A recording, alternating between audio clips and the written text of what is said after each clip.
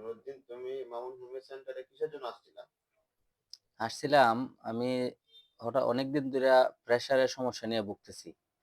বাংলাদেশের বিভিন্ন জায়গায় বিভিন্ন ডাক্তার দেখাইছি, অনেক বড় বড় ডাক্তার দেখাইছি। প্রেশার মাঝে মাঝে কমে, মাঝে মাঝে অনেক বেশি হয়। তো আজকে সন্ধ্যার সময় সেম ভাবে একটু অনেক বেশি হয়েছে। অনেক বেশি হওয়ার পরে আমি এখানে আসলাম। আসার পরে উনি আমারে এক ডোজ ওষুধ খাওয়াইছেন। ওষুধ খাওয়ার পরে আলহামদুলিল্লাহ আমি মোটামুটি 80% সুস্থ এখন পর্যন্ত। ওষুধ খাওয়ার পরে যথেষ্ট ফলাফল আলহামদুলিল্লাহ পাইছি। তোমার এই প্রেশার বেড়ে কি হয়েছিল? চোখের মধ্যে কি হয়েছিল? প্রেসার বাড়ার পরে pressure high stroke, mini stroke হয়েছে। মিনি স্ট্রোক হওয়ার পরে আমার চোখের ভিতরে একটা রগ টেস্টে পাওয়া গেছে, একটা রগ ফাটছে। রগ ফাটার কারণে চোখের মধ্যে অনেক ইনজেকশন দেওয়া লাগছে, অনেক দামি দামি ইনজেকশন। ব্যয়বহুল খরচ হয়েছে, কিন্তু তারপরেও সমাধানটা ওইরকম ভাবে ভালোভাবে পাইছি না।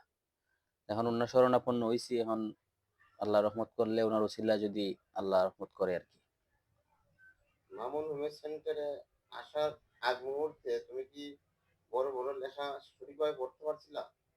না, একটু আগেও সন্ধ্যার সময় একটু সমস্যা হয়েছে, মানে একটু ঝাপসা ঝাপসা দেখছি। এখানে একটা লেখা আছে, লেখাটা দেখতে আমার সমস্যা হয়েছে।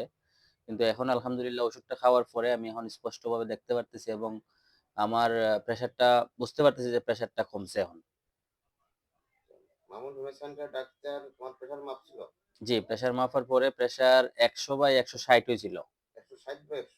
160/100। এখন কি মাথা ব্যথা আছে? না, প্রেশার এখন আলহামদুলিল্লাহ মাথা ব্যথা নাই আর। মাথা ব্যথা না? এখন কি হুম। আরাম লাগতেছে? হ্যাঁ, এখন অনেকটা আলহামদুলিল্লাহ অনেকটা আরাম লাগতেছে। তুমি কোথায় ট্রিটমেন্টটা নিছো বলো তো?